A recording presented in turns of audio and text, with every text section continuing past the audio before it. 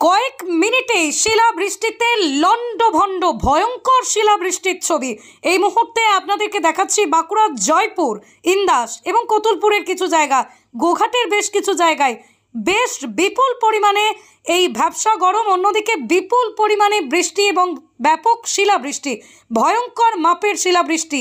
এটা বাঁকুড়ার জয়পুর, ইন্দাস, কতুলপুর এইসব জায়গা নাকি কোনো পাহাড়ি এলাকা বুঝতে পারবেন না।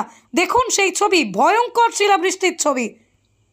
এই সময় আলু ভাঙার কাজ চলছে, মাঠেই হাজার হাজার কৃষক আলু তোলার কাজ করছে। তারই মাঝে এমন ভয়ঙ্কর শিলাবৃষ্টিতে শুধু কৃষকরা যে ক্ষতিগ্রস্ত হয়েছে তা নয়, বহু মাটির বাড়ি, অ্যাসবেস্টারের চাল এই শিলাবৃষ্টির চাপে ভেঙে পড়েছে। ক্ষয়ক্ষতি হয়েছে আলুর, ক্ষয়ক্ষতি হয়েছে আম গাছের, প্রচুর আম ছিঁড়ে পড়ে গিয়েছে এই ঝড়ে।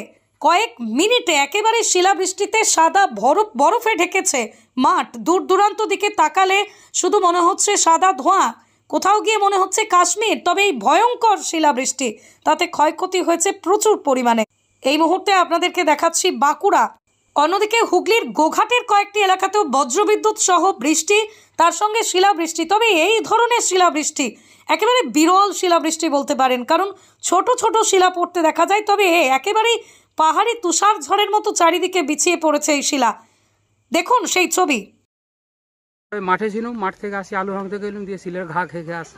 কেমন আহত হয়েছে নাকি? হয়তো ওই টুকটাক হেতা ছিঁড়া গেছে, সেটা আঁঠুই পেয়েছে, মাথায় পড়ে গেছে। মাঠেতে কতজন মোটামুটি লোক ছিল? মোটামুটি 150-200 150 লোক, গরু গাড়ি, ট্রাক্টর, মানুষ। আলুর কোনো ক্ষয়ক্ষতি? আলু ফাটিয়ে দিয়েছে, বস্তা একবারে ভেদ করে ফাটিয়ে দিয়েছে। মানে কেমন শিলাবৃষ্টি হয়েছে এটা? ব্যাপক হারে একবারে শিলাবৃষ্টি। এরকম শিলাবৃষ্টি হয়েছিল আগে বলতে সেই 2027 ফাল্গুন হয়েছিল 3 সালে। তারপর থেকে এরকম শিল দেখেন? তারপর থেকে এই শিলেই এই দেখলুম। আবার কতটা ভয়ের মধ্যে ছিলেন? ভয়ের মধ্যে বলতে মানে সে পরাণ যাই তো একবারে। কিভাবে কোথায় আশ্রয় নিয়েছিলেন? আশ্রয় বলতে ওই বহু কষ্টে, মানে কতকটা সে এসে একটি ভুটভুটি ভ্যান ছিল, সে গাছের তলাতে বসেছিল, আর ওই অ্যাডভার্সারে ঘা দিচ্ছে, ওই ধামাগুলো মাথায় ছিল।